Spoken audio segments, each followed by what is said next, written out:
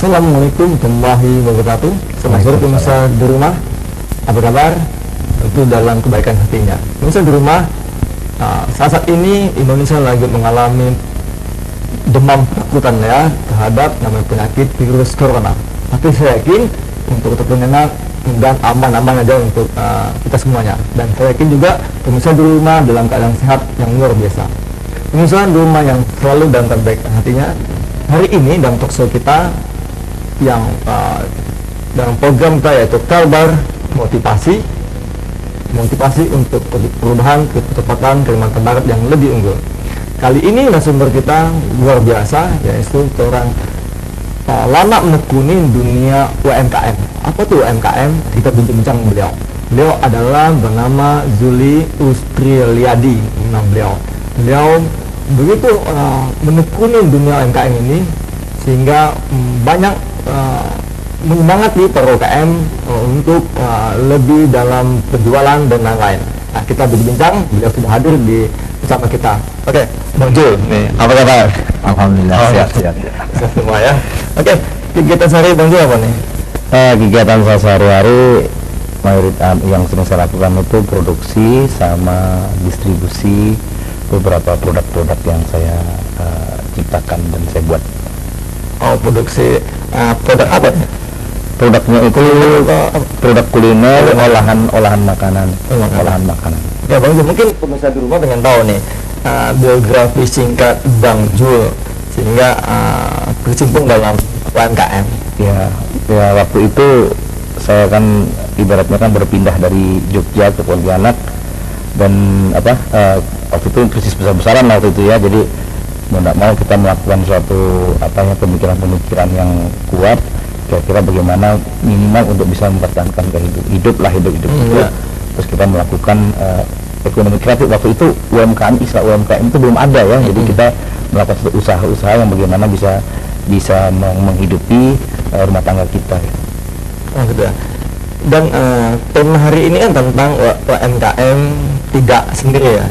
Iya. Nah, Bang Jul bisa nggak menjelaskan tentang tema kita kali ini? UMKM itu apa dan juga UMKM kan? Kemudian tidak sendiri itu seperti apa sih gitu? Oh gitu. Jadi istilah UMKM itu kan kita ketahuan UMKM adalah usaha mikro, kecil dan menengah. Nah, gitu ya. Nah, jadi UKM itu sebenarnya mereka itu adalah seorang pejuang lah. Bagaimana mereka memperjuangkan untuk dirinya sendiri dan diharapkan juga bisa untuk orang lain gitu. Jadi UKM adalah sebuah pejuang bagaimana dia bisa mempertahankan dan bisa menciptakan pekerjaan minimal untuk dirinya sendiri maupun untuk orang lain. Ya. Kemudian tadi nih ada kata tidak sendiri itu dalam bentuk komunitas atau gimana tuh? Ya, karena di dalam perkembangan sehari-hari kita kan melakukan suatu terobosan ya. Jadi kan kita tidak mau hanya hidup hanya kondisi seperti itu aja. Makanya kita perlu bersosialisasi, kita melakukan suatu sinergisitas kepada pihak-pihak yang terkait bagaimana untuk mensupport daripada kegiatan-kegiatan kita di dunia UMKM.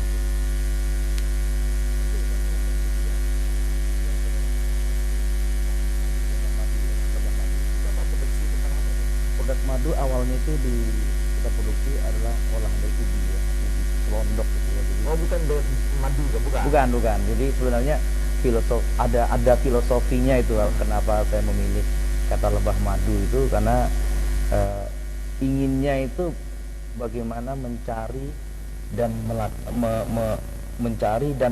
melakukan serta mengeluarkan dengan hal yang baik-baik sebagaimana sifat pada lebah gitu. Berarti itu bentuk kritik lah ya. Berbentuk keripik ya. Kritik ya. Ya, jadi lebah madu itu hanya sebuah branding aja. Jadi bentuknya itu seperti keripik, olahan-olahan yang terbuat dari ubi, dari pisang. Yeah. Nah, jadi sekarang sudah ada beberapa jenis produk yang kita ciptakan di situ. Untuk kritiknya lebah madu. Lebah madu ya. Nah, biasanya kalau lebah madu ini pasarkan kemana Bang? Sampai kemana? Untuk sementara ini kita lebih menguatkan dengan sistem distribusi offline ya. Jadi kita menaruhkan di beberapa titik ya, yang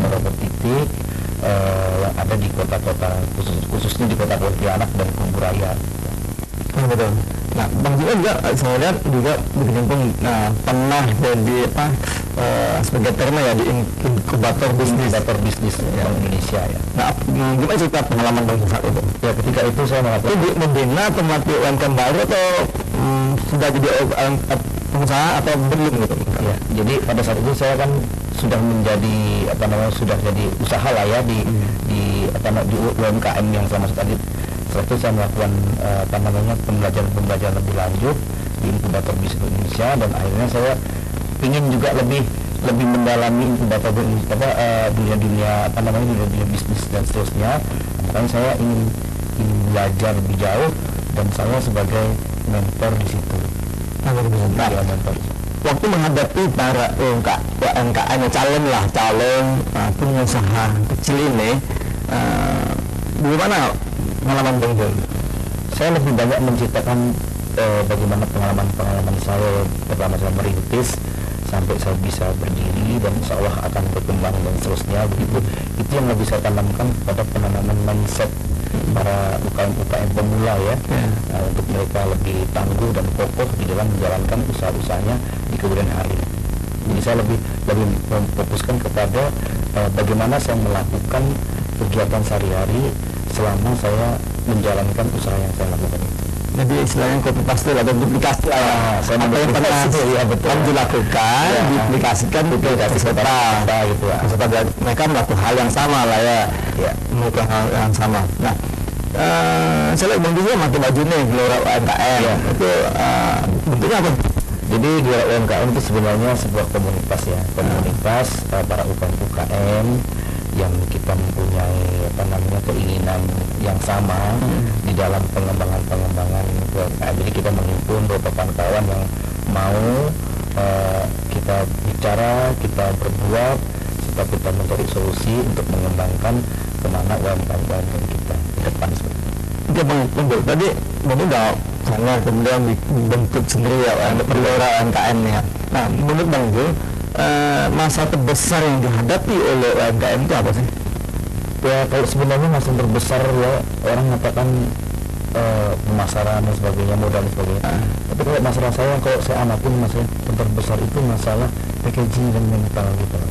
Packaging itu kemasan kita masih sangat minim, serta mindset kita itu masih perlu belajar dan perlu ditata lah, jadi lebih perlu digembar yang kuat lagi, sehingga memang betul-betul jiwa seorang entrepreneur saat itu tuh betul-betul kokoh dan tangguh gitu. Jadi pada saat menurut saya itu faktor yang paling fundamental di dalam UMKM itu sendiri sebenarnya, kalau yang saya sekarang saya ini ya, itu dari faktor packaging dengan sifat mental mindset UMKM itu sendiri. Jadi mungkin makanan udah bagus, maksudnya udah enak, semua enak ya. Cuma kemasannya yang belum. Karena itu kita masih banyak berkompetisi di daerah-daerah lain itu, atau di daerah yang di Jogja, Jakarta, kita masih jauh gitu. Nah, Bang Jul yang mental seperti apa sih yang harus diperlukan sebagai seorang UMKM? Ya, seorang UMKM itu di samping juga ketangguhan di dalam dia menghadapi masalah-masalah yang ada, juga bagaimana dia cara berkomunikasi yang baik terhadap partner kerjanya ataupun kepada lembaga-lembaga yang terkait di dalam mensupport kegiatan-kegiatan mereka. Di samping mental daripada diri sendiri yang tidak gampang menyerah, terus yang yang kokoh, jujur, terbuka apa adanya, jadi betul-betul sikap mental yang ada pada dirinya, yang ada pada dirinya itu betul-betul siap gitu menghadapi masalah-masalah yang ada gitu. Nah, dan itu kemudian gini sebagai owner, kemudian sebagai membina juga ya, membina ada beberapa kawan lah yang di Gelora. Nah, biasanya makan waktu berapa lama mereka jadi punya mindset, wah saya ini cocok di bisnis ini nih gitu. Itu sebenarnya relatif karena setiap orang mempunyai pemikiran yang berbeda-beda ya. Jadi dengan perlakuan orang yang berbeda, kita juga perlakuan hal yang berbeda juga gitu ya. Jadi kita tidak bisa memukul rata mereka harus begini. Jadi kita ikutin dulu alurnya. Ketika mereka melakukan suatu hal-hal yang perlu kita benahi, itu akan kita benahi sambil kita meluruskan konsep-konsep dalam menentukan mindset yang ideal. Jadi memang kalau mindset kan pola pikir ya, pola pikir akibatnya bisa jadi pola perilaku. Karena pola pikir yang tidak baik, maka perilaku pun tidak baik, mental tidak baik. Emang itu harus melakukan proses perubahan hijrah kan. Apalagi hijrah dari bukan pengusaha, jadi pengusaha itu tidak mudah itu, tidak kan mental kan. Karena mereka nyata di pengusaha itu langsung dapat profit, laba. Karena kalau nggak kerja keras dia dapat untung gitu kan ya. Pengusaha berarti tidak untung sih. Juga sebagai punya visi misi di luar yang jelas. Nah, bicara ngomong visi dan misi nih, apa visi misi Bang Jun sehingga bentuk gelora UMKM? Visi misi saya itu sebenarnya saya menginginkan UMKM Kalbar itu mempunyai daya kompetitif yang bersaing, yang betul-betul bisa untuk sama dengan produk-produk orang di luar gitu. Jadi betul-betul misinya itu betul-betul dia bisa menjadi tuan rumah untuk rumahnya sendiri minimal gitu. Jadi tidak hanya sebagai ladang untuk membeli ke produk lain, jadi betul-betul dia tuh siap untuk juga menampilkan produk-produk mereka keluar gitu. Jadi maksud saya itu visi misi yang paling utama itu bagaimana dia itu bisa mandiri di dalam rumahnya sendiri lah minimal gitu Pak. Mandiri saya keuangan lah ya, baik dari keuangan, baik dari kemasan, baik dari pemasaran. Jadi betul-betul dia punya warna yang betul-betul bisa beda dengan yang lain gitu. Atau berbeda karena barang laku itu kena berbeda. Betul. Diferensial namanya, diferensial. Kalau kita dengan yang punya daya saing yang komparatif lah ya, satu yang unik itu pasti berbeda kan. Betul. Nah, tadi kita ngomong lagi tentang Bang Jul lebih banyak bahwa komunitas ini di kuliner ya. Banyak ada di kuliner ya. Ya. Di perajin sih juga ada, tapi ya karena basic saya itu kuliner ya, jadi saya tidak begitu memahami ya. Jadi seandainya ada masalah-masalah kawan-kawan yang bukan kuliner, itu saya akan mencari solusi kepada komunitas ataupun lembaga-lembaga yang terkait di bidang yang mereka teliti. Memang si kuliner itu pasti kota Pontianak, karena kota Pontianak kan memang katanya kan kota kuliner, banyak sebenarnya orang jualan produk kuliner kan cukup ya enak juga, semua cukup enak. Nah, karena banyak juga berada di kuliner, dan kuliner juga merupakan porsi terbesar penyumbang pendapatan daerah kan, untuk daerah kita untuk paling besar, termasuk negara nasional pun ya kuliner juga, termasuk kuliner dan fashion itu kan. Menurut Bang Jul, yang maksudnya berbeda lah. Nah, bagaimana dengan produk yang beragam itu sehingga kita mampu bersaing? Kayak kritik kan pasti kritik banyak. Betul. Nah, bagaimana cara Bang Jul dengan teman-teman semua mampu bersaing dengan yang mungkin lebih modern kali ya, pasar modern. Kalau modern kan ya nggak biasa juga kan gitu ya. Jadi sebenarnya yang kita sendiri sebenarnya sudah menang dalam hal rasa ya. Jadi kayak rasa kita bolehlah kita bersaing dengan provinsi-provinsi lain, itu bolehlah kita, tapi masalahnya di sini yang jadi masalah itu mengenai kemasannya, itu kita masih jauh perlu kita benahi gitu ya. Yang mudah-mudahan masalah itu bisa ada yang bisa mensupport yang lebih real ya, untuk menerapkan atau menciptakan kendala-kendala yang kami alami seperti itu. Kalau mencari kemasan itu apa yang masalah? Apa bentuk desainnya atau kemasannya? Kemasannya ada pada plastik, ada bentuknya berbentuk. Iya. Itu apakah desainnya atau betul. Jadi memang betul. Jadi pengaruh desainnya juga itu kami perlukan juga. Terus kalau mengenai desain bahannya, bentuknya, jadi jenis-jenisnya itu kita masih sangat kurang. Plastik doang ya? Ada plastik yang aluminium foil, plastik yang transparan, jadi umum gitu. Jadi tidak, ya menurut saya sih karena saya sudah cukup lama, jadi hanya itu aja. Jadi harapan ke depan sudah menggunakan misalnya dari media bambu. Kalau lihat sehari ini juga 500.000 per kilo. Tapi dari bahan apa? Ember apa tuh plastik? Iya betul. 100 kilo besar. Betul.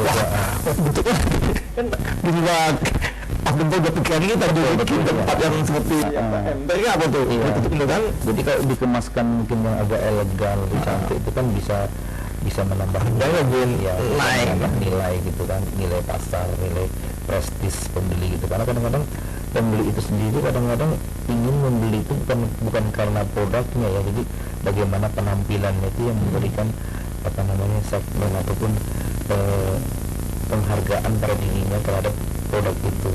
Yang kemasan beberapa faktor penting juga. Saya rasa yang awalnya mungkin kemasan dulu ya, bukan rasa dulu. Betul. Rasa setelah dengar buka. Betul. Enak-enak selama kali betul. Beli ya kemasan dulu. Kesan pertama itu yang betul-betul berbeda. Kemasan dulu yang paling utama. Jadi itu bukan kendala yang terbesar ya. Bukan ya. Kendala utama kayak menurut saya itu dari kemasan. Terus setelah itu dari mental kita. Selama ini ya Bang Jul, tinggalan ini kan masalah kemasannya. Apa yang dilakukan Bang Jul untuk di kemasannya sendiri? Ya selama ini saya tetap masih mengikutin keadaan ya. Jadi bukan mengikutin tren ya. Kalau mengikutin tren saya harus banyak mengeluarkan kos yang cukup banyak ya. Karena saya harus mengadopsi kemasan-kemasan dari luar, karena juga ada juga produk saya yang saya kemaskan dari Bandung itu ada, tapi pun itu saya harus mengeluarkan kos yang cukup tinggi ya. Jadi harapan saya ke depan mudah-mudahan dari pemerintah kita ya mendengar ini dan bisa mensiasati untuk lebih menyediakan lah perangkat-perangkat untuk pembuatan kemasan yang bisa bisa bersaing lah dengan produk-produk luar gitu. Mungkin memang desain itu pasti ahli desain karena harus banyak kerjasama pihak desain visual kan, desain visual itu. Oke, Bang Jul, kita sampai di sini dulu bincang kita ini, tapi akan lanjut lagi nanti ya. Siap. Oke, pemirsa, jangan kemana dulu karena ada yang mau lewat ini. Kabar motivasi.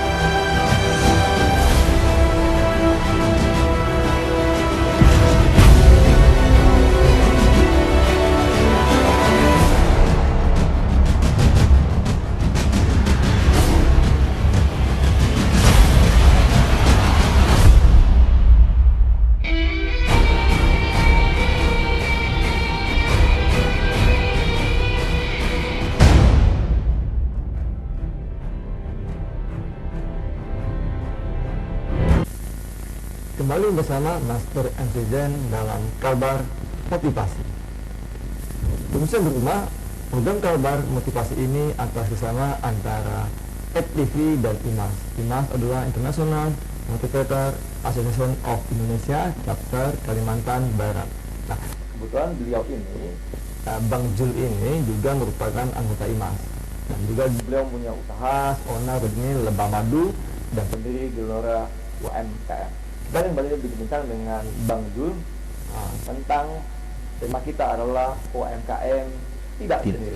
Oke Bang Jul, kembali lagi nih Bang Jul. Oke. Tadi kita sudah bicara kan di awal Bang Jul bilang masalah saat ini melakukan juga namanya pemasaran offline berarti kan door to door di tempat gitu kan, bukan online, bukan digital marketing. Oke Bang Jul, yang saya pengusaha mungkin tahu juga bagaimana sih strategi UMKM ini untuk menjual produknya dengan cara tadi ini offline atau mungkin ya titik-titik tadi ya. Iya. Berapa titik dan gimana strategi? Jadi saya lebih menguatkan ataupun ada satu sistem di dalam UMKM itu yang mungkin yang belum menguasai ataupun dia lebih terfokus kepada offline itu. Online itu kan berarti tidak menggunakan online lah ya. Jadi dia lebih menguatkan kepada saluran distribusinya. Jadi dia menguatkan saluran distribusinya. Jadi awal mulanya sih mungkin kita dulu dari, betul kata Pak Jen, kita dari door to door, dari tempat, dari kantor ke kantor, dan itu sekarang sudah kita tidak lakukan karena mereka sudah mengenal produk-produk kita ya. Titip tempat distribusi berjalan lagi gitu ya. Bagi hasil lah dia. Iya betul. Bagi komisi. Nah, berapa titik biasanya? Awalnya sih ya kita masih sedikit dulu ya, masih dari 5 titik, 2 titik, dan sekarang ini sudah hampir 400 titik ya. Di Kota Pontianak aja? Di Kota Pontianak dan Kuburaya. Kuburaya. Iya. Nah, yang dalam 400 titik ini contoh seperti apa ya? Contohnya sih gimana Pak ya? Contoh tempat bintipan ini. Jadi contohnya misalnya di Leamington, di Legita, Latisa, terus di Alila, terus di beberapa tempat-tempat lain, di warung kopi, dan di bandara juga ada, dan di pasar retail modern seperti Golda Mitra Anda, dan di Transmart. Transmart ya. Iya. Nah, biasanya kan kalau masuk ke Leamington kan perlu kalian PRT ya. Betul ya. Ada kode PRT ya. Kalau nggak ada ada PRT nggak bisa nggak sih? Nggak bisa ya, karena itu udah syaratnya kan ya. Kalau dunia mau masuk pasar modern kan, betul, pasar modern sebenarnya kan ya. Maka diperlukan bahwa adanya kode PRT. Ya, karena ada kadaluarsa dan lain-lain di situ ya kan ya. Saat ini udah mungkin 400. Sudah ada 400-an. 400 titik. Nah, 400 titik. Bang Josan ini mengelola berapa produk ya? Sekarang yang sebenarnya ada sekitar 7 atau 8, tapi karena keterbatasan waktu masa peredaran, jadi kita tidak bisa memposisikan seperti itu. Jadi kita fokusin kepada 3 produk aja yang unggulan gitu. 3 produk unggulan. Berarti biasanya dari titik-titik ini berapa pengambil, berapa hari sih? Berapa pulau, berapa lama? Apa seminggu, 2 hari?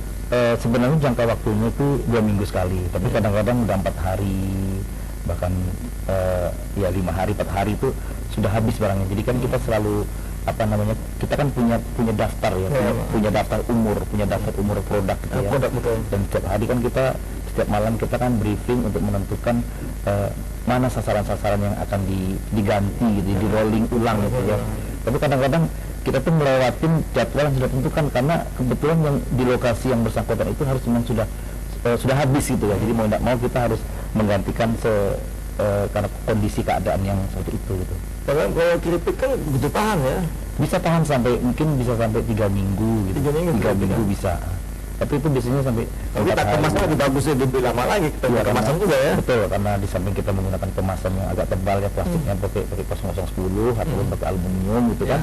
Jadi kan aluminium foil gitu ya, jadi kan daya tidak terkontaminasi terhadap udara luar itu lebih kuat gitu. Maksudnya cogoreng juga kan, kalau berminyak kan udah itu juga penggunaan minyak itu betul-betul kita perhatikan ya. Jadi kita menggunakan minyak kemasan ya, minyak kemasan, dan itu sampai berapa kali goreng itu harus diganti gitu, walaupun katanya masih bagus gitu ya, tapi itu harus diganti karena karena kita menciptakan kualitas produk yang betul-betul bagus lah. Jadi yang kita semua produk-produk yang ada itu betul-betul kita jadwalnya, jadi kita tahu umur di sini ada berapa, umur di sini berapa hari, dan itu memang sudah job description kerjanya itu memang sudah kita tentukan seperti itu gitu. Jadi emang ya strateginya dengan titip lebih menguatkan saluran distribusi gitu. Nah, masalah biasanya tuh pas udah meledak, tidak sanggup pula kita di produksi kan. Betul namanya kita usaha ada proses ya, ada proses produksi ya. Itu salah satu kendala kita juga. Proses produksi siap tenaganya, betul.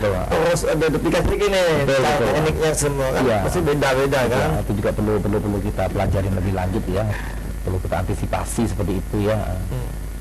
Jadi makanya kita tidak bisa memproduksi item-item yang lebih daripada 3 ya, karena faktor itu.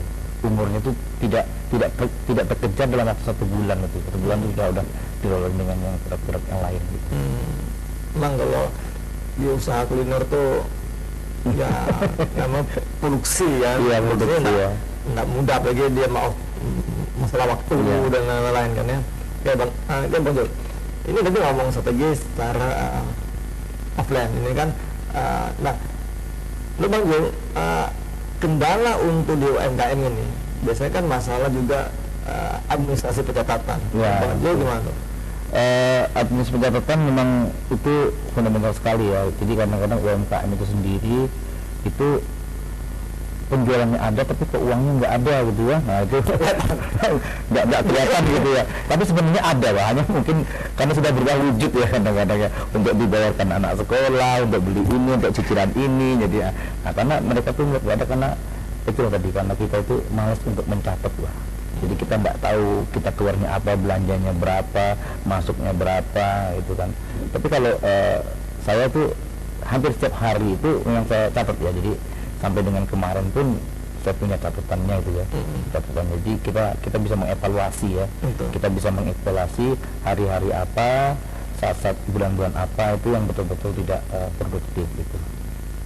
Jadi itu Ada masa kemarau kayaknya masa bagus nih. Iya betul. Betul. Biasanya kalau kami yang mengalami kesulitan pemasaran itu di saat bulan puasa ya. Bulan puasa gitu. Tapi biasanya bulan puasa itu kita harus mencari antisipasi lain, produk-produk lain gitu. Jadi kita mengadopsi produk-produk yang lain untuk kita pasarkan, karena kan kita menguasai pasar lah. Pasar kita kan banyak. Jadi karena kita kan juga ada cicilan hutang ya, mau kan kita harus membayar hutang-hutang kita ya dengan pemasukan dari produk-produk kawan-kawan yang kita pasarkan. Ya serentak kali. Kita pas titip sini, ada yang titipnya orang juga. Iya betul. Bagi komisi lah. Iya itu makanya UMKM itu tidak sendiri, maksud saya seperti itu. Jadi UMKM sendiri bisa saling berbagi, betul sharing gitu. Saling. Antara UMKM sendiri itu pun harus betul sharing, harus terbuka ya. Tidak bisa dia menutup diri gitu ya.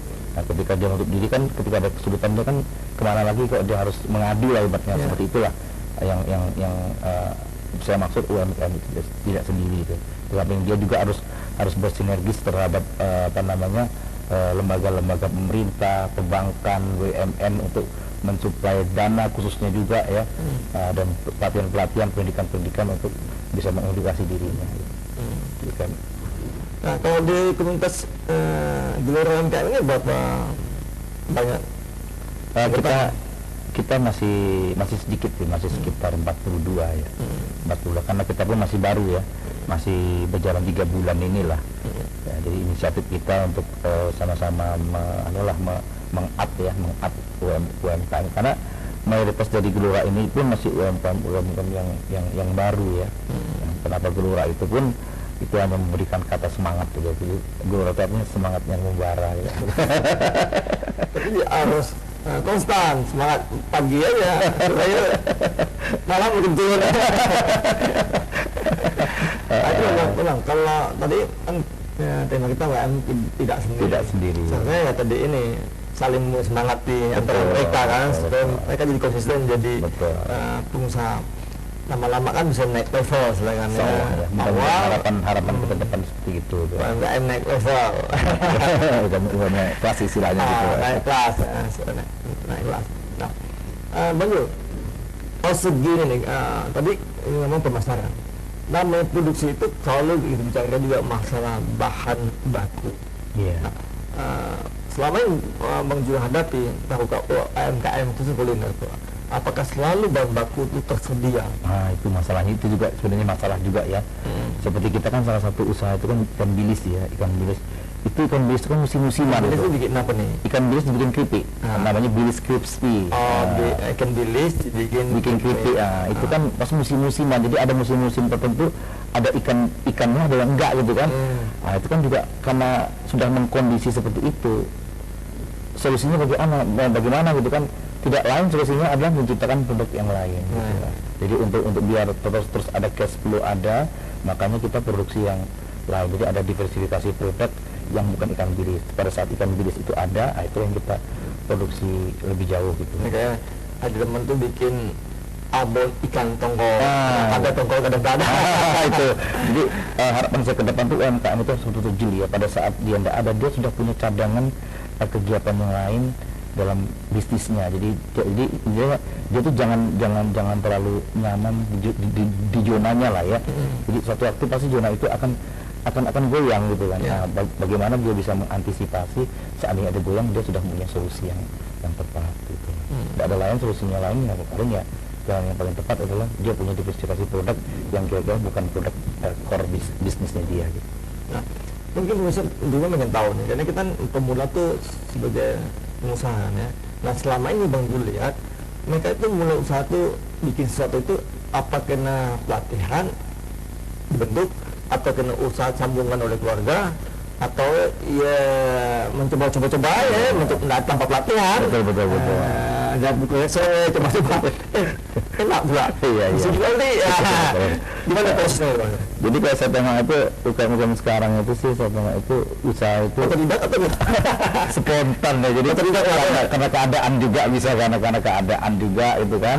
Terus bisa juga ikutan oh kawan begini. Jadi sebenarnya keahlian khusus itu timbul itu setelah mereka melakukan, setelah mereka ada baru mereka timbul keinginan yang lebih kuat bagaimana mereka lebih maju. Jadi dasarnya mereka itu sebenarnya kalau di rata-rata itu sebenarnya tidak begitu dominan ya. Jadi karena mereka melihat itu bagus, timbul dari hasrat, timbul rasa. Jadi kalau memang dasarnya dia itu bukan pengusaha ya. Tapi bisa apa? Banyak Bang Jul bapak atau mak-mak nih? Banyaknya mak-mak sebenarnya. UKM itu banyak dimiliki dia mak-mak. Kenapa saya bisa lari ke situ saya juga nggak tahu itu. Banyak mak-mak. Banyak mak-mak itu. Paling saya lihat tuh UMKM itu ya mak-mak sebenarnya kan. Iya.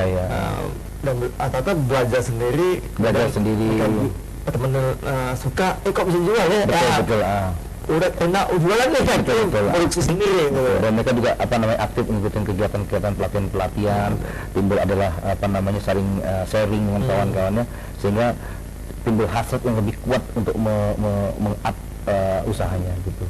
Tapi sebenarnya kalau dari awal-awal sih sebenarnya kan banyak-banyaknya sih UMKM itu tidak dari keinginan sendiri, bagi dia punya cita-cita yang sebagian itu saya melihat itu bukan ke situ. Jadi rata-rata karena mereka tuh melihat bagus, dicoba. Karena mungkin karena keadaan juga, karena tidak ada yang dibuat, udah kita coba buat ini gitu. Jadi masih tidak ada desainnya yang masuk bantu ekonomi keluarga ya. Bisa jadi gitulah bahasanya. Itu keinginan yang dari cita-citanya ingin sebetulnya belum ada gitu. Ingin jadi kuliner atau jadi UMKM gitu kan. Saya juga belum pernah mendengar tuh cita-cita kamu ingin jadi UMKM gitu. Ya UMKM mungkin istilah UMKM ini nggak ya apa adanya jalan. Ternyata bisa menghasilkan uang gitu. Istilah UMKM ya gitu. Karena UMKM ada standar segi modal kan. Segi modalnya ada ukurannya. Ada ukurannya. Iya. Ya nanti bukan UMKM lagi, karena udah naik kelas kan. Ada istilah naik kelas. Itu mungkin jadinya cukup seru, tapi ada satu mau lewat nih. Ya Bang Jul ya. Ini saya di rumah, hanya kemana dulu karena ada kabar motivasi.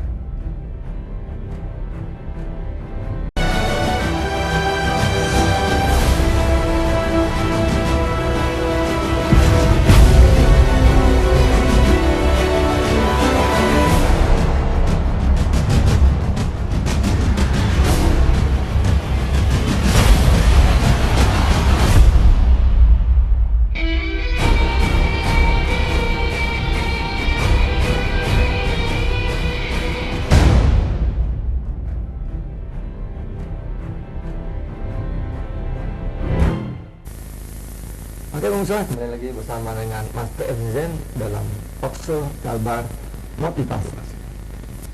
Ya misal tadi cukup seru bincang kita dengan Bang Jul, sudah lama berkecimpung di dunia UMKM, di dunia usaha mikro menengah kecil, di mana pengusaha-pengusaha awal yang sebelumnya bukan pengusaha sendirian gitu, akhirnya mereka jadi UMKM yang tidak sendirian lagi. Mereka berkumpul dengan satu kelompok, baik di dilatih maupun kelompok di komunitas awalnya. Jika dengan komunitas ini mereka tidak sendirian lagi. Usaha yang awalnya mungkin tidak ya atau terdesak dan lain-lain, akhirnya mereka bersama sharing ilmu dan ikut pelatihan. Nah, Bang Jul ini merupakan satu orang yang penerobos lah untuk bisa membentuk UMKM ini. Maka kita kembali lagi ke Bang Jul. Ya, Bang Jul. Ya, tadi kita ngomong tadi tentang pasaran, kemudian tentang bahan baku, ya kan? Nah, UMKM ini kan cukup besar di mendukung pendapatan daerah kan ya, juga keuangan keluarga itu pasti itu. Keuangan keluarga kan, ini itu maksudnya mudah untuk jadi pengusaha. Nah, selama ini Bang Jul sebagai usaha di UMKM pasti banyak suka dan duka, ya kan? Bisa sedikit cerita dulu deh tentang dukanya seperti apa sih? Sukanya gitu. Kalau dukanya ya capek ya, capek, kepanasan gitu. Tapi itu kan itu merupakan satu tantangannya, satu tantangan. Kalau kan kerugian dan kerugian sih sebenarnya sudah kita antisipasi ya. Dalam usaha itu pasti sudah ada kerugian yang akan terjadi gitu ya. Itu biasanya sudah kita akumulasikan dengan cadangan kerugian. Karena untuk khususnya di usaha saya itu karena kita lebih menguatkan saluran distribusi yang distribusi cukup banyak, jadi kita untuk mengantisipasi itu produk-produk yang kita taruhkan di beberapa saluran distribusi itu pertama tidak banyak, dan kendala-kendalanya atau masalah-masalah kita hadapi itu kadang-kadang rumah makan bisa besoknya atau beberapa hari kemudian menjadi bengkel. Nah, jadi hilanglah produk-produk kita. Bisa hilang ya? Bukan hilang, maksudnya berubah wujud itu yang rumah makan jadi bengkel. Jadi kita menagih apa? Menagih oli atau gimana gitu kan. Nah, jadi itu salah satu masalah-masalah yang kita hadapi. Jadi itu yang dukanya. Juga ada juga mungkin yang barang itu dimakan tikus itu kan, ada yang hilang atau ada pembeli yang dia beli tapi dia lupa untuk menyebutkan dia sudah ngambil barang itu gitu kan. Nah, jadi dampak yang daripada akibatnya karena lama-lama si pemilik outlet atau pemilik distribusi yang kita tempatkan lama-lama kan otomatis kan dia merugi kan. Akhirnya tetap bayar ya outletnya? Tetap bayar. Tapi kalau itu lama kelamaan biasanya kan rugi. Jadi dampaknya untuk produk kita stop. Nah, jadi berkuranglah satu. Jadi kalau yang itu masalah-masalah kita hadapin ya, di samping produk di samping outlet itu berubah wujud yang bisa jadi rumah makan jadi bengkel, yang jadi kantin bisa jadi salon. Produk kita pun ikut bawa dia. Ya kita mau nagih yang baru pun mereka kan nggak tahu, jadi ya udahlah. Jadi dan itu sebenarnya sudah kita antisipasi ya. Kita antisipasi, jadi setiap produk yang ada itu yang sudah diakumulasikan berapa yang akan kerugian, berapa rupiah untuk menggantikan cadangan-cadangan yang kemungkinan akan hilang gitu. Nah, tadi dukanya nih ya? Iya, dukanya. Nah, dukanya apa nih? Gimana? Sukanya? Waduh, kalau sukanya itu ya kalau pas ketika lagi habis jualan taruh uangnya itu banyak gitu, kelihatan banyak itu. Jadi dukanya itu ya kita bisa saling berkomunikasi ya. Kita saling bisa berkomunikasi baik itu terhadap pelanggan, penitipan ataupun kepada partner ataupun mitra-mitra UMKM yang lain. Dalam artian karena saya punya pasar, saya bisa ngambil barang kamu, saya bisa jualkan. Jadi adanya suatu interaksi, dan interaksi itulah yang bikin kita itu merasa kembali lagi kita tidak sendiri gitu. Oh, gitu ya. Emang kalau udah menikmatin hasil itu sih nyaman, semua pun betul.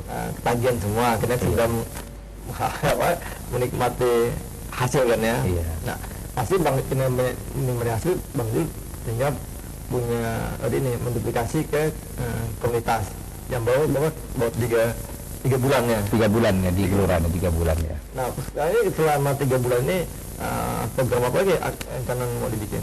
Ya mungkin ke depan itu kita menguatkan ini dulu ya, menguatkan produk mereka ya, baik kemasannya, serta legalitas mereka, karena mereka kan sebagian besar kan belum memiliki legalitas. Nah, nanti ketika sudah legalitas sudah ada, baru kita nanti beralih kepada kemasan atau packagingnya yang standar, yang bagus lah gitu, yang bisa masuk ke beberapa pasar modern ataupun warung-warung tempat-tempat yang sudah pernah saya titipin. Jadi ya tinggal merekomendasikan, coba nanti taruh ke tempat si A, si B, si C. Jadi itu sudah mau ke satu program yang saya lakukan gitu. Jadi mereka juga akan terbantu karena mereka belum tentu mereka mempunyai nyali ataupun feeling ke sana. Dan kebetulan kan saya sudah duluan lah ya membentuk pasar seperti itu. Nanti kita tinggal rekomendasikan, sementara mungkin saya hantarkan gitu kan ke sini, nanti selanjutnya lah dia tinggal akan meneruskan kesehariannya seperti yang saya lakukan. Di sana itu juga mereka mungkin yang pandai di online atau sistem-sistem yang lain itu silahkan, saya hanya memberikan satu alternatif yang saya lakukan. Ya, kalau online kan ada reseller, dropshipper ya. Betul. Mereka tidak ada reseller aja. Betul ya. Hanya ngambil kan. Betul lah. Bang Jo ada reseller produknya? Reseller pengembangan reseller sih ada. Jadi ada beberapa orang juga yang kita kita minta bantu ya, khususnya di daerah ya, kayak mungkin ada di Sintang gitu juga ada. Jadi tolonglah ke barang saya gitu kan, nanti tinggal dia mendistribusikan ke beberapa tempat gitu. Jadi kalau untuk wilayah Pontianak mungkin sementara masih saya yang pegang, karena ya itu bagian dari pekerjaan saya. Kalau nggak gitu nanti saya dapat kerja apa nanti? Jadi itu adalah bagian dari pekerjaan kita gitu ya.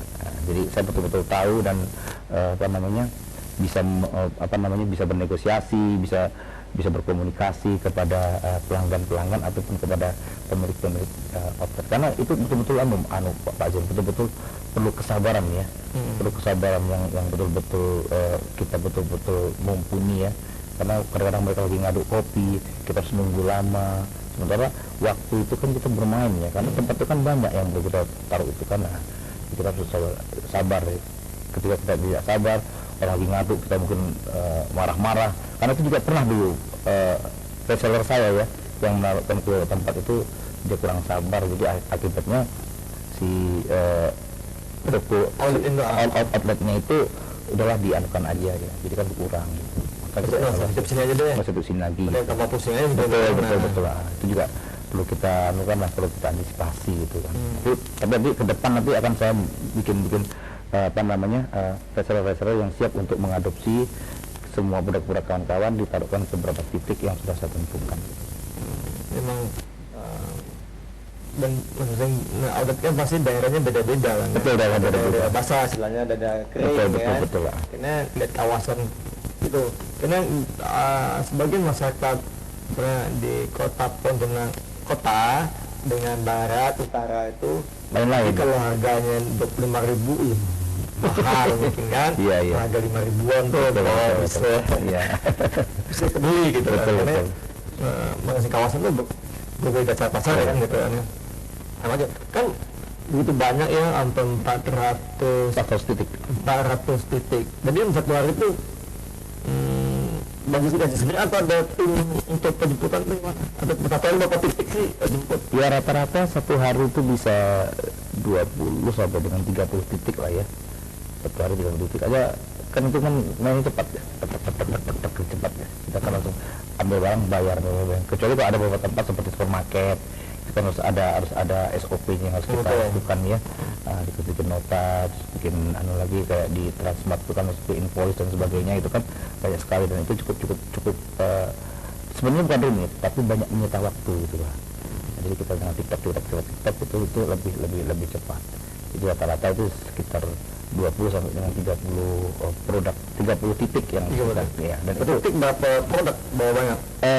Satu titik itu sekitar, kalau jumlah produknya sekitar 15 sampai dengan 25 produk itu. Jadi diperkirakan dalam 1 bulan itu sudah harus habis sekian bungkus gitu yang beredar gitu. Baik juga amplang juga ada, selondok juga ada, emping juga ada itu kan. Jadi kita bergilir itu kan. Kadang-kadang di sini amplang udah jenuh, nah kita masukkan selondok. Sini kadang-kadang selondok itu kita masukkan ke emping. Ya, karena tempatnya itu kita pertahankan. Bahkan tempat yang sekarang itu yang sudah ada umur sampai ada 12 tahun itu masih bertahan. Masih bertahan selama saya usaha apa namanya Lebah Madu ini dari tahun 2002 itu sampai sekarang pun masih ada gitu tempatnya gitu. Tempatnya ya? Iya. Ya karena di samping apa namanya komunikasi baik. Hanya mungkin perputarannya sudah agak lambat itu strategi kita menawarkan barang itu tidak terlalu banyak, tapi yang jelas komunikasi kita tetap berjalan. Suatu waktu itu mungkin jenuh, masuklah produk yang baru lagi gitu. Dan sebenarnya itu ini apa namanya, seandainya itu bukan produk saya atau produk saya udah jenuh, nanti bisa kita masukkan produk kawan-kawan kita yang di UMKM yang kita bina gitu. Nah, yang program yang di Bang Jul bina itu kan pasti produknya bermacam-macam juga, atau ada yang sama? Ada juga yang sama ya, tapi saya tetap menanamkan pada mereka itu kita tidak ada kompetitor ya, jadi kita sering melengkapi. Misalnya sama-sama amplang ya, ini udah habis, ada permintaan amplang ya, saya akan menampilkan amplang yang berbeda tapi dengan kualifikasi yang berbeda, harga yang juga mungkin berbeda gitu, tergantung kepada konsumennya mau apa tidak gitu, intinya seperti gitu ya. Jadi saya tidak pernah menanamkan adanya kompetitor, dan permintaan pun saya sesuaikan dengan produk yang ada. Seperti misalnya ada permintaan, oh ini toko ini minta dengan harga segini, produknya seperti ini ya, jadi siapa yang punya gitu, oh siapa, coba ada langsung atau antarkan ke titik yang seperti ini gitu. Jadi sesuai dengan permintaan pasar gitu. Jadi mereka bersinergi lah ya. Sering bersinergi, jadi yang saya menciptakan supaya tidak adanya kompetitor, walaupun kita produknya sama gitu. Nah, tapi kan apa namanya kualifikasi jenis itu kan berbeda-beda. Tapi nanti ketika produk kita tidak ada atau habis, daripada itu apa namanya mubazir, tidak dapat pasar kan, maka kita tampilkan produk kawan. Tapi dengan kita sebutkan, tapi produk ini yang agak sedikit berbeda, kira-kira mau diterima pasar ya silakan.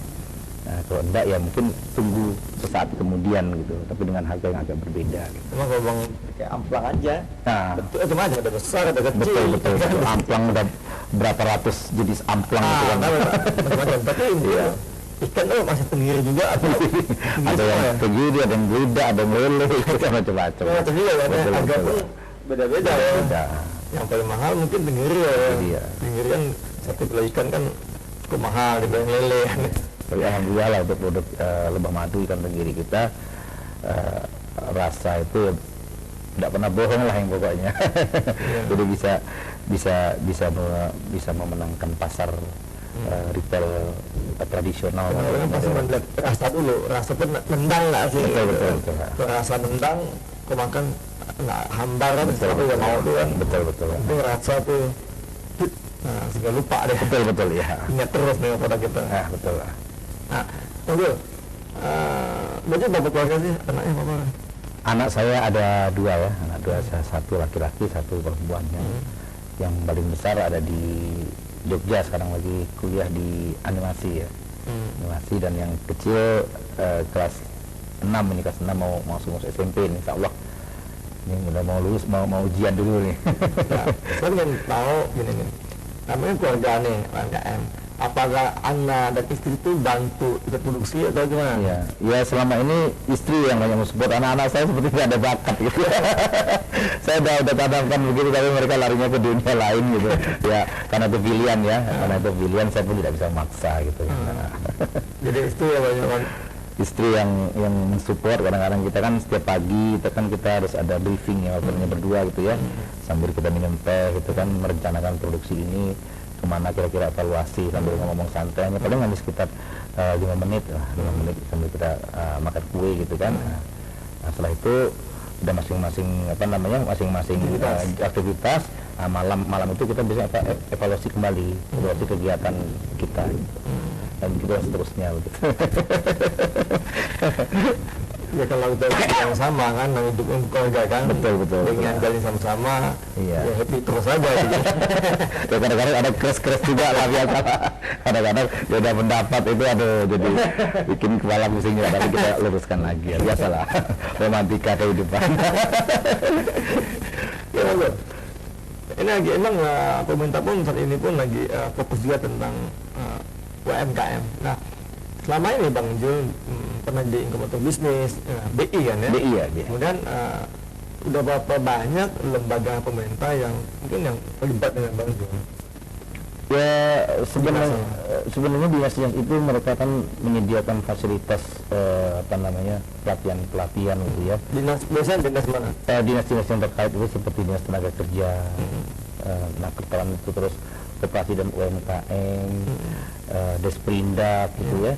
Nah, bahkan ya kadang-kadang juga ada dari dinas pendidikan dan kebudayaan juga ada juga itu kan. Terus ya mungkin itulah yang paling sering koordinasi ataupun kita menganukan ke sana gitu. Nah kalau lembaga lain atau swasta, perusahaan? Kalau lembaga lain ya karena ya ini kebetulan saya bekerja ke Skupindo ini, jadi jadi usaha saya memang selama ini disupport atau dibiayai dari Skupindo. Skupindo sebuah perusahaan BUMN ya. Jadi support modal gitu? Support modal ada bunga kecil lah gitu. Jadi mereka lah yang menganukan kita lah, yang membiayai ataupun mensupport, membantu permodalan usaha kita. Di samping juga perbankan juga kita ada juga. Jadi kemudian lembaga lain ada lagi nggak selain itu? Kalau untuk permodalan saya hanya di perbankan sama di BUMN. Iya. Kalau yang mungkin dari pemerintahan itu mungkin dari bantuan berupa peralatan gitu ya. Peralatan juga saya Pernah dapat peralatan? Pernah dari gerobak di produk UMKM. Betul. Gerobak ya. Dari dapat gerobak. Kalau gerobak karena saya bukan basicnya di situ, jadi saya tidak akan minta seperti itu gitu ya. Di gerobak, betul ya. Paling rak itu rak untuk barang-barang itu dari etalase, dari Nakertran ya, dari UP2D namanya. Dari situ saya pernah dibantu ini apa namanya showcase ya. Karena dulu kan saya pengolah rumput laut ya, jadi kan perlu itu. Terus perlu untuk tempat rak itu juga dibantu, jadi sesuai dengan kebutuhan kita lah, kebutuhan kita. Terus dari dinas ini juga dari dinas pertanian untuk kompor sama kuali itu juga pernah kita juga dibantu, karena kita waktu itu kita membutuhkan alat-alat seperti itu, di seller juga gitu dibantu dari pemerintah. Jadi karena ini juga pemerintah juga sangat berperan untuk kita ya, dan kita juga memanfaatkan apa yang sudah diberikan gitu. Nah, Bang Jul itu kan matanya juga ada berbisnis. Nah, Bang Jul UMKM itu sebenarnya dia perlu pelatihan seperti apa sih, kemudian pelatihan jenis apa aja yang UMKM perlu banget begitu. Iya. Jadi kalau menurut saya itu UMKM yang paling perlu tuh pelatihan produksi ya. Jadi bagaimana cara produksi yang baik. Iya, memproduksi yang baik ya. Jadi produksi itu berdasarkan urutan-urutan ya. Atau trennya orang bilang SOP gitu ya. Jadi jangan sampai dia karena SOP itu sistemnya. Jadi di sini dibilang sama itu kan betul lah. Betul. Iya betul. Terus pelatihan manajerial itu juga penting ya, karena ada juga di dalam SOP itu macam-macam ya. Jadi ada SOP produksi, SOP penggorengan, SOP macam-macam gitu ya. Nah, jadi nanti cara menempatkan alat-alatnya ke tempat kesemula itu kan sudah ada SOP-nya. Itu juga akan mempengaruhi terhadap kecepatan kerja ya. Kecepatan kerja mempengaruhi efisiensi. Itu yang kadang-kadang UMKM itu masih agak sembrono ya. Dulu pun saya seperti itu. Jadi diabaikan lah seperti begitu, karena kadang kuali baru besok lagi kemana-mana, sehingga pada saat mau melakukan pengolahan dia bingung di mana gunting, di mana ini bingung, dan itu akan menyita waktu gitu Pak. Waktu. Termasuk kan memang ada di dinas kesehatan tidak boleh namanya produk yang bukan stainless. Betul ya. Kan? Iya. Ini kalau selain stainless itu ya cukup berbahaya di kesehatan. Iya. Kalau kita ambil TRT kan pasti dilihatnya itu tuh. Pokoknya stainless. Karena pemadam kebakaran. Iya. Ada di produksi kan ya. Iya. Jadi mereka perlu itu adalah sistem SOP pengolahan produksi ya. Iya. Di kuliner ya. Terus keuangan juga perlu, pencapaian keuangan juga perlu. Semuanya tergantung pada mindset ketika kita butuh maka kita akan melakukan itu kan. Nah, bagaimana kita butuh, kita harus tahu dulu kan. Betul. Nah, kita harus tahu baru kita merasa butuh. Nah, karena kadang-kadang dia itu sudah melakukan hal-hal yang seperti biasa karena sebenarnya dia itu tidak tahu. Nah, makanya dia harus diberitahu. Ketika dia tahu kan dia akan menimbulkan suatu kebutuhan. Itu baru dia melakukan. Jadi itu sebenarnya. Bang Jul, harapan Bang Jul terhadap UMKM ke depan, baik bagi untuk masyarakat, untuk pemerintah, sejauh UMKM ini ya lebih berkembang, lebih maju dan lebih cepat untuk naik kelas. Apa sih harapan Bang Jul? Jadi harapan saya sebenarnya UMKM itu harus mempunyai atau dia harus melakukan itu yang memiliki produktivitas yang tinggi ya. Di produktivitas tinggi itu dia bermain dengan efisiensi waktu, efektif waktu, juga ya biaya. Terus kualitas daripada produk yang diharapkan itu betul-betul standar tapi tidak berubah-ubah ya. Betul. Ketika ada permintaan gini, permintaannya banyak dan untungnya banyak, kurangin kualitasnya sehingga akan merusak sistem yang ada. Besok garam itu sendok. Betul. Jadi harapan saya ke depan itu UKM harus cerdas. Cerdas segala-galanya dalam artian dia betul-betul mumpuni di dalam usahanya sendiri ya. Harapan kepada pemerintah.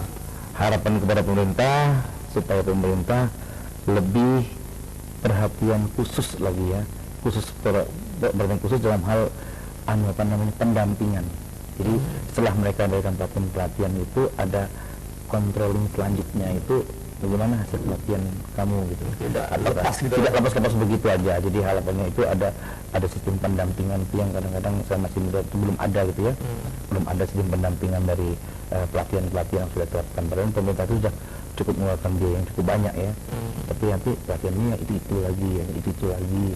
Dan kadang-kadang pun sampai cara itu pun orangnya sama lagi gitu kan. Nah, jadi mubazir. Jadi kok bisa sudah ada database orang ini sudah melakukan pelatihan ini, berapa waktu kemudian kita tengok bagaimana hasil pelatihan ini, ada enggak signifikan terhadap apa yang diberikan pelatihan itu. Kalau misalnya tidak ada, akan diberikan teguran gitu kan, atau bimbingan kelanjutan gitu. Kenapa kok begini, kenapa tidak harus ada evaluasi lah. Harapan saya seperti itu. Karena kalau tidak ada evaluasi kan nggak pernah tahu. Jadi betul, nggak pernah tahu. Jadi adanya evaluasi itu penting sekali gitu. Tapi selama ini belum saya melihat kondisi yang seperti itu. Mungkin sebenarnya pelatihan selesai, tidak ada pendampingan. Betul. Lebih lanjut. Dan ikut pelatihan yang baru lagi. Baru lagi. Yang tadi kita baru lagi itu ya. Nah, itu sangat sayangkan. Ya tetap menggunakan sistem juga tuh. Betul. Juga. Betul lah. Dan jelas perlu pembiayaan yang besar juga karena pendampingan itu pembiayaan juga kan ya. Nanti bisa mungkin tahun depan kita dah rancang lah kan ya. Betul lah, harapan ke depan itu. Hulu di hilir lah, jangan hulu di lupa.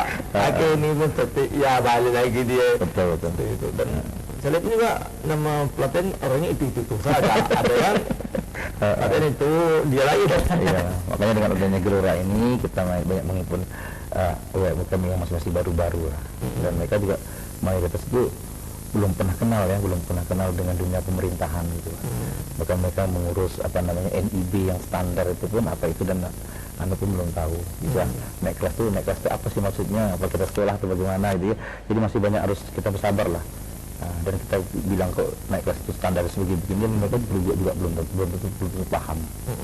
Jadi harus kita ikutin dulu polanya dengan bahasa sederhana yang jelas udah nanti udah ada terbentuk satu pola, agarlah kita bisa menentukan kemana arah kita. Kita langsung hantam dengan pola kita, cara kita nggak ngerti dan bubar. Udah yang penting laku terjual aja lah Pak lah gitu. Jadi kan kembali lagi ke semula dengan mereka tuh betul lah. Jadi konsep pedagang lah. Betul beli jual untung gitu. Jadi udah mikir jauh pelatihan seperti apa, manajemen seperti apa ya. Jiwanya yang penting itu ada jiwa seorang entrepreneur ya, jiwa seorang pengusaha gitu ya.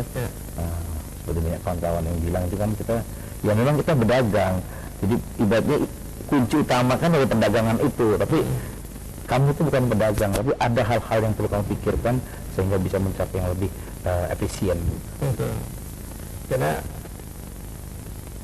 makin lamaan namanya terbranding istilahnya. Betul. Karena dari pengusaha pun produk itu penjual apabila terbranding. Terbranding, Branding ya. pun punya sistem sendiri gitu. Betul, ya. Supaya produknya mudah dikenal. Misalnya kayak kalau tidak ada kegiatan apapun, tidak ada penyebaran lain, tidak akan mudah dikenal kan gitu. Iya, iya. Akhirnya penjualnya nunggu nasib aja. Jadi jualnya tunggu nasib kan ya, berlaku mudah-mudahan lah tuh. Iya. Karena tidak ada kurangnya terbranding kan. Terbranding, ya. Terbranding. Karena selain produk terbranding ya pelaku pun harus di branding. Betul, betul, ya. Nah, Bang Jul, untuk masalah tadi ini kita ngomong branding kan ya, produk branding. Nah, di tempat Bang Jul, yang punya Bang Jul maupun yang di komunitas itu, berapa produk yang sudah cukup dikenal oleh masyarakat atau sudah atau Kalau saya bilang berapa banyak sih, karena Gelora ini masih baru ya.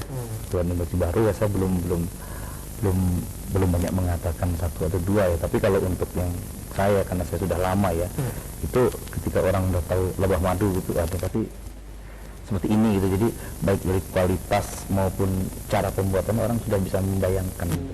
Karena banyak-banyaknya para pembeli itu, mereka itu langsung ke rumah, jadi mereka langsung melihat dari proses pembuatannya gitu. Jadi di samping juga rasa, walaupun harganya mungkin agak sedikit dia di atas harga pasar, bahkan itu kadang-kadang harga itu di atas harga pasar, tapi para pembeli itu sudah tahu. Nah, itulah yang membranding kita. Jadi jangan sampai kualitas daripada produk yang kita tawarkan itu betul-betul kita kurangin, nah seperti saya katakan tadi. Karena itulah yang akan menguatkan branding lebah madu yang saya miliki itu. Karena lumayan umurnya juga sudah lama ya, tahun 2002 ya, 2002 sampai berapa tahun ya? 18 tahun. 18 tahun ya, 18 tahun itu. 18 Iya. cukup lama juga ya. Jadi mereka udah tahu produk lebah madu itu seperti apa gitu. Jadi memang itu saya ceritakan, memang branding lah, branding. Makanya setiap kali saya tanam perkebunan mereka, minimal branding itu Gelora. Jadi setiap produk-produk itu ada sesuatu Gelora. Jadi biar image-nya Gelora itu mempunyai produk yang kualifikasi yang seperti ini. Nah, mungkin pemirsa di rumah mungkin pengen produk Bang Jul yang lebah madu, bisa dihubungi nomor telepon. Oke, ya terima kasih sekali ya. Jadi ada produk saya itu ada emping, ada selondok, ada rengginang, ada amplang, ada produk yang lain. Ya, kawan-kawan mau ingin belanja ataupun mau ingin melihat produk-produk saya, bisa dihubungin ke nomor 081 081 0812 012 57 79 130. 130 lagi. Iya. 0812 57 79 130. Langsung berdering ke HP saya. Oke. Terima kasih sudah hadir di studionya FTV. Mudah-mudahan kita ucapkan sukses luar biasa dan UKM pun tidak sendirian lagi. Insya Allah. Kalau bergandeng tangan, Siap. sinergi berkontribusi untuk bangsa kita. Amin, amin. Kita tetap membuatkan. Siap. Dan pemirsa di rumah yang selalu dalam kebaikan hatinya, tadi kita cukup masuk berbincang dengan Bang Jul ini, seorang pengusaha UMKM dan juga membina komunitas di Gelora UMKM. Yang jelas UMKM harus naik kelas. Terima kasih. Kembali lagi ke Master dan Kalbar Motivasi.